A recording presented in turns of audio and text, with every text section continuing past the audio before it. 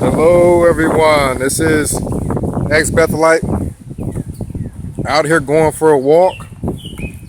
I got my Gatorade here, not a syrupy, sugary, unhealthy drink. I think I got a couple lectures about that half and half raspberry tea, raspberry lemonade half and half tea at that. And so I'm out here. I've been out here for about an hour, and we're gonna get into it.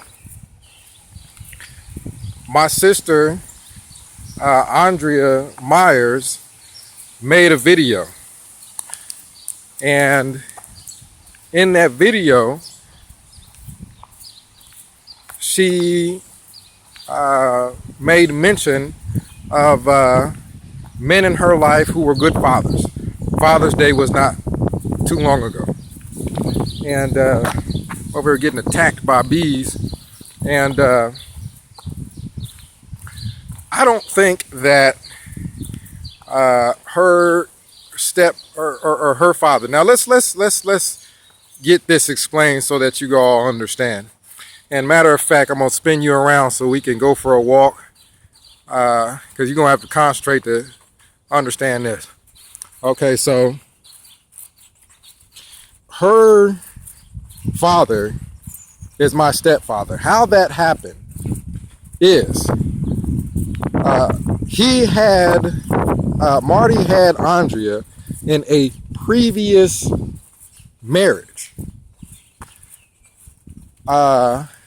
He had a divorce with that particular person, and when he met my mother, when he was, getting ready to marry my mother, rather, I was already in the picture. I was already there. So he is her biological father. Marty is Andrea's biological father. Marty is my stepfather. Just so you understand how we're related, how that all works. And Andrea made mention of Marty in a nice video that she made. Now, Andrea is the sweetest person on earth.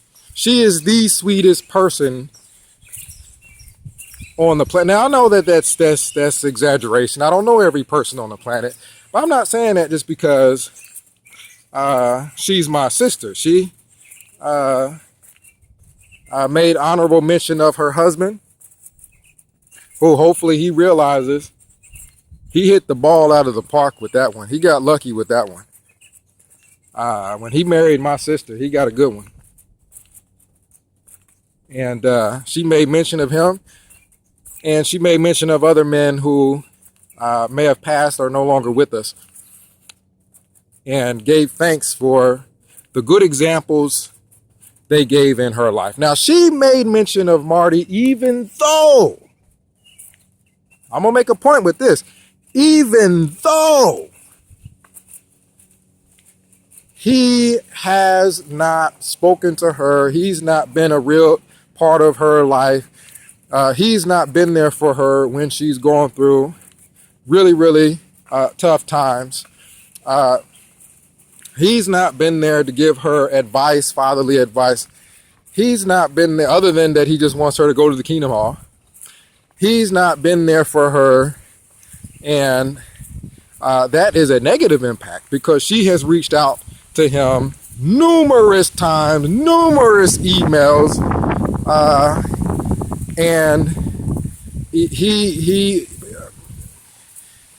not been, in my opinion, a father for a long time. Now,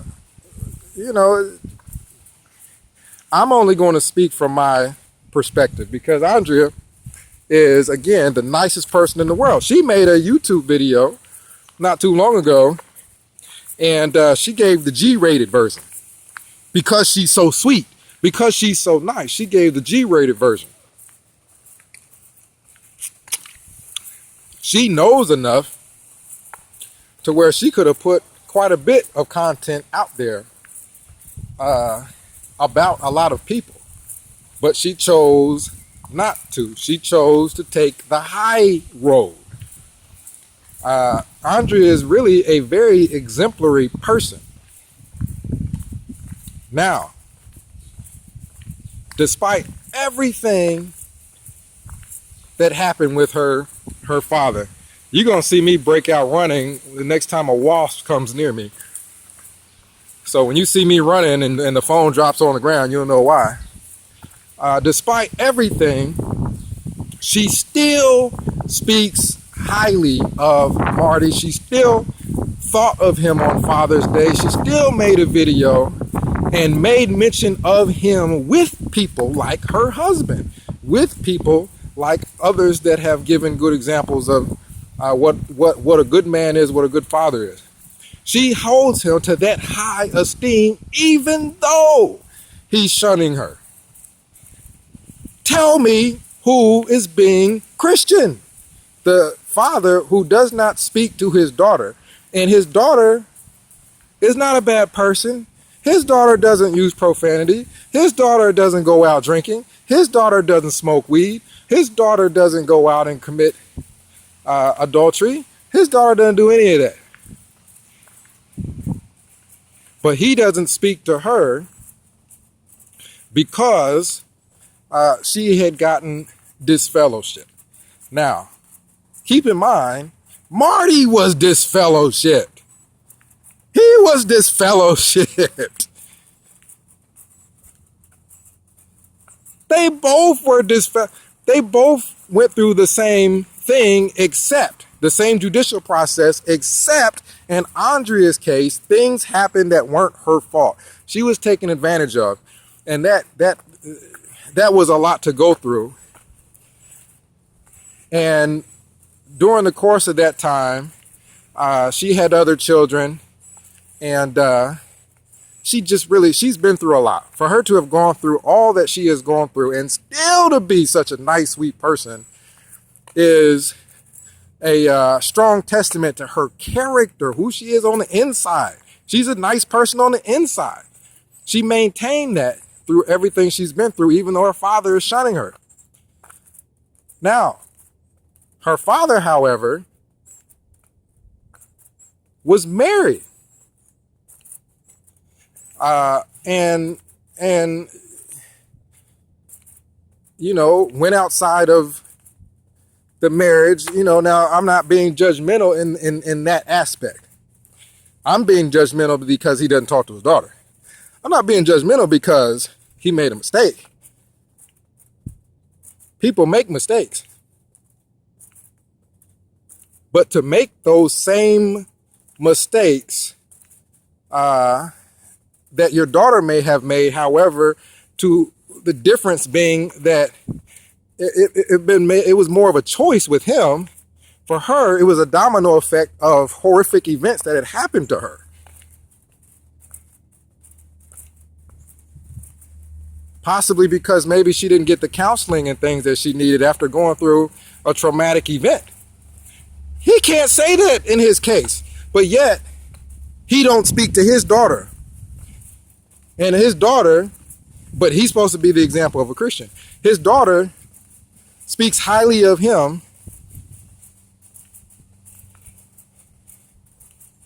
even though he shunned her, even though we've all been through divorce. She's been through it twice. I've been through the divorce once, from my understanding, because of mistakes that he made. And I'm not even holding that against him. What I'm holding against him is him not speaking to his kids. Because of, I guess, feeling like you're in a position to look down on someone. So I'm going to touch on things that I know of. Andrea is the sweetest person on the planet, and you know, she's only going to speak highly of her father, regardless, because of how nice of a person she is. She's just that good of a person. He, on the other hand, you know, let's get into what I know. My father's name is James. My biological father's name is James.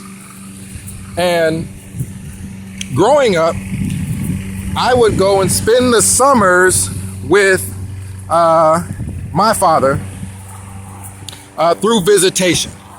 And then the rest of the year, I would spend with Marty and my mother. Well, when I was with Marty and my mother, I spent a great deal of time in my room playing my video games. Had I not had my video games, take another drink of this delicious Gatorade. Had I not had that video game, I mean, I guess I would just be up in my room doing nothing. So I was upset. Hey, how are you guys? Nice day. I was, as a young person, frustrated. I didn't know why I was frustrated. The reason I was frustrated is because of neglect. I was neglected. I would be in my room with virtually no contact from my parents, other than when my father would come and pick me up during the summers. I would just be in my room because what else was there to do? You know, my mom was going to be in her room reading some novels, and my step Marty would be at work, which that's a good thing that he was at work. But when he would come home from work or during the weekends, I think he probably would be more involved with doing things for the congregation. And pretty much the time that we spent together had to do with theocratic stuff. It didn't have nothing to do with Marcus and what's going on in Marcus's life. It had to do with going out in service and me working with him, or studying the Young People Ask book with another young person that was sitting in on the study. So even that wasn't a real one-on-one discussion with just me and him. So because of feeling frustrated, I had gotten into trouble. I got into a fight at the mall, and come back to tell my parents what happened. It was a big deal. They were holding me. My parents had to come and get me and everything. And my mom gave me a hug. When we got home, my mom gave me a hug. And she went to her room. She gave me a hug and said, "You know I love you, right?" And then she went to her room. And then that left me in the living room with my stepdad. And my stepdad and I talked. I told him what happened. I, at that time, did not know I was acting out frustration from just being totally neglected and not really even being spoken to as a child. And I told him what was going on and about the fight. And his exact words were, "Man, Marcus, maybe James can help you." James being my father. Maybe James can help you, or maybe somebody can help you with that. Not we're going to work through this, or we're going to sit and we're going to figure this out. No, it was maybe someone else can help you. Now, why did he do that? I'm gonna have to give you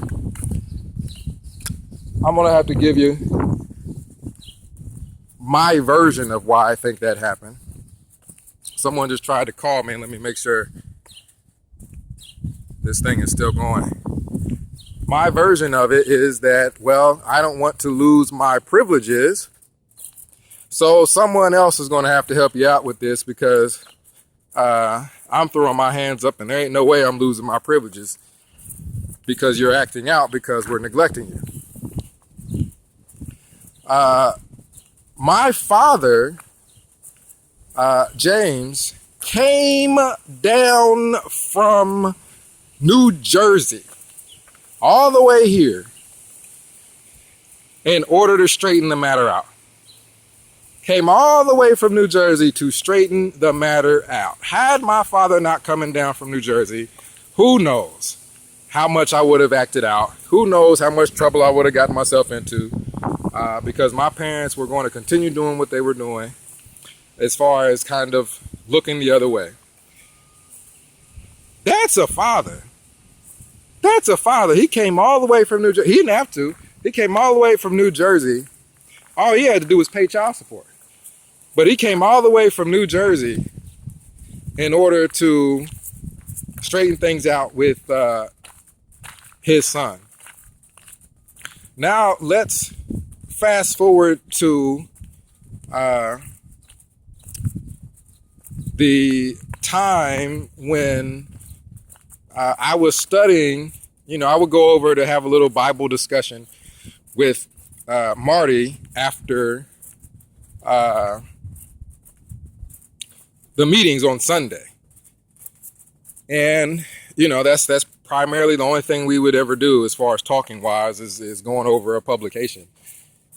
However, he was volunteering information about the judicial hearings and things that were going on with regards to, his divorce with my mother, which again, Andrea's had to go through multiple divorces because of the same person, but you don't see her holding it against him.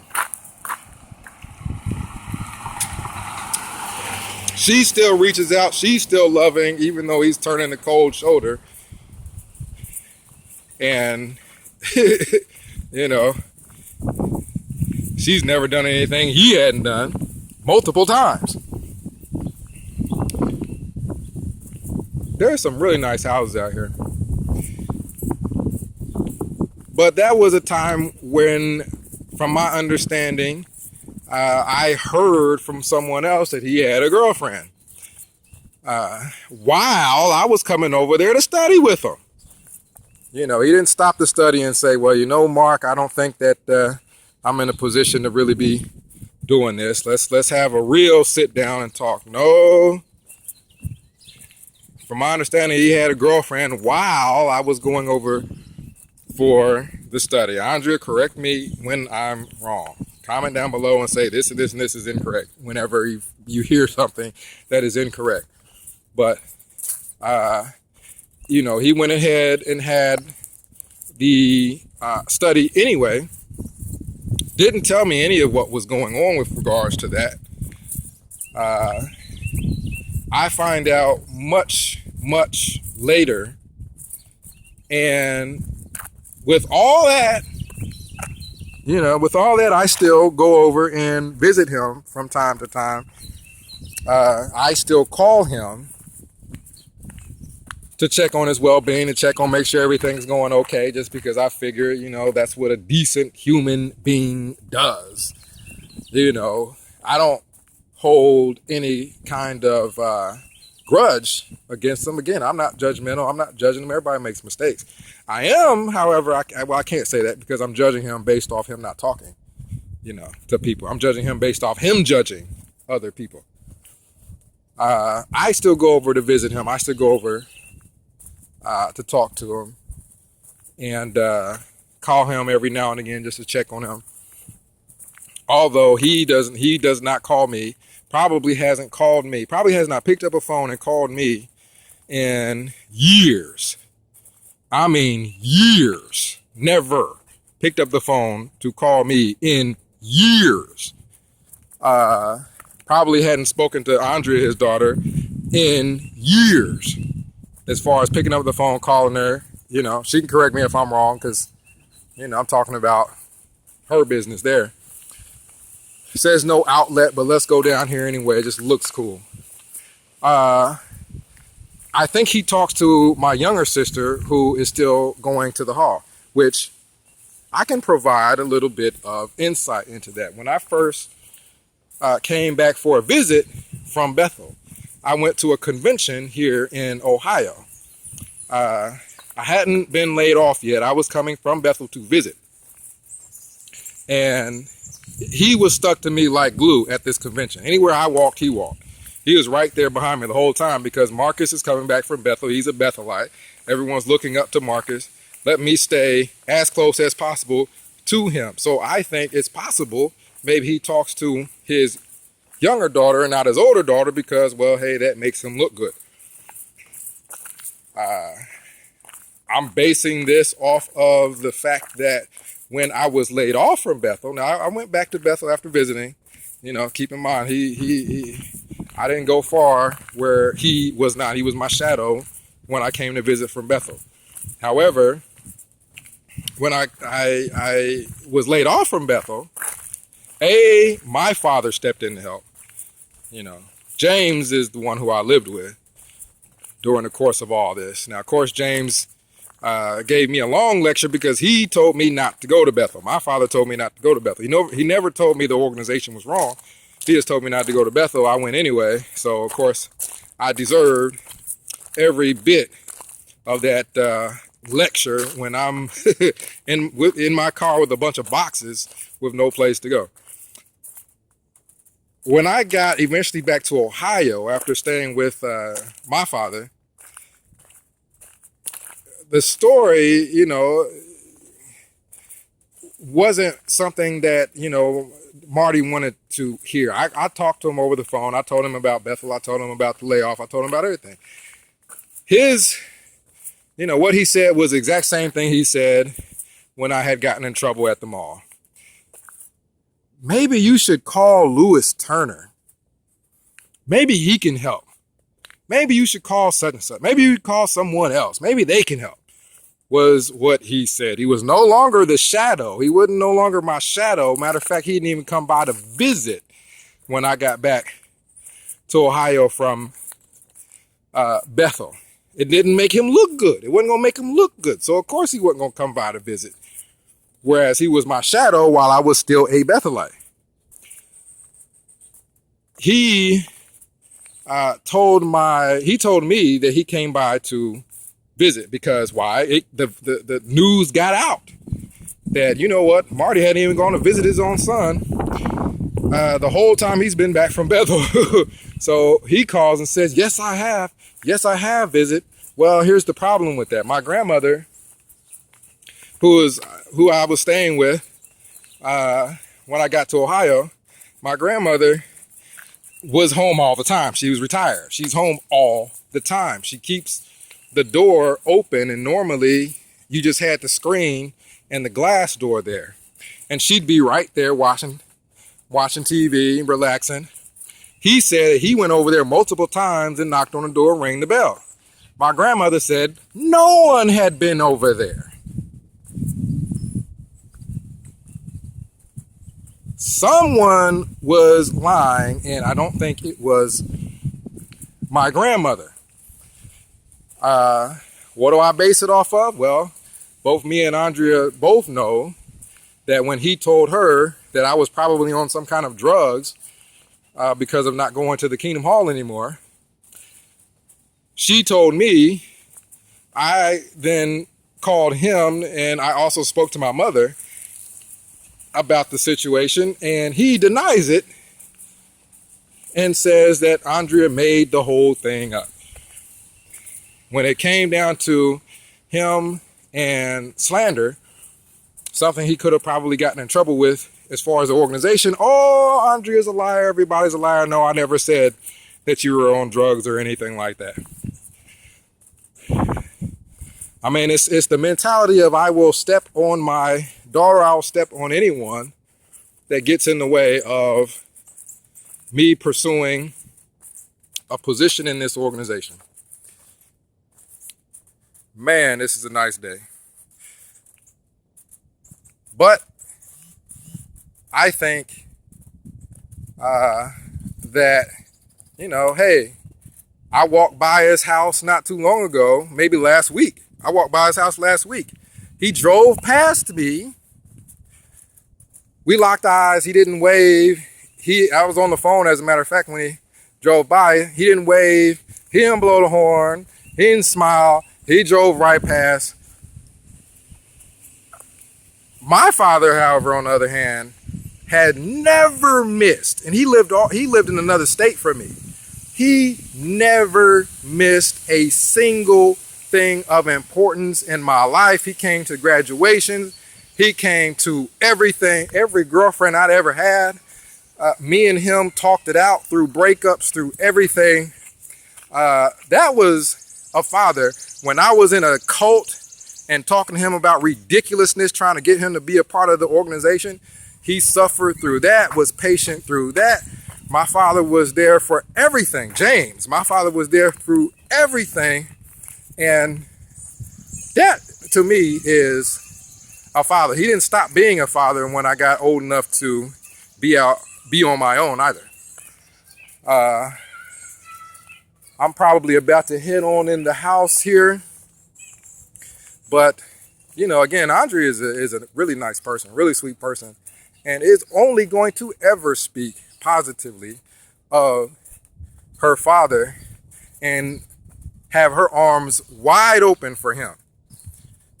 But yet he, who is supposedly the example of a Christian, is the total polar opposite of that. This is ex-Wallkill Bethelite signing out.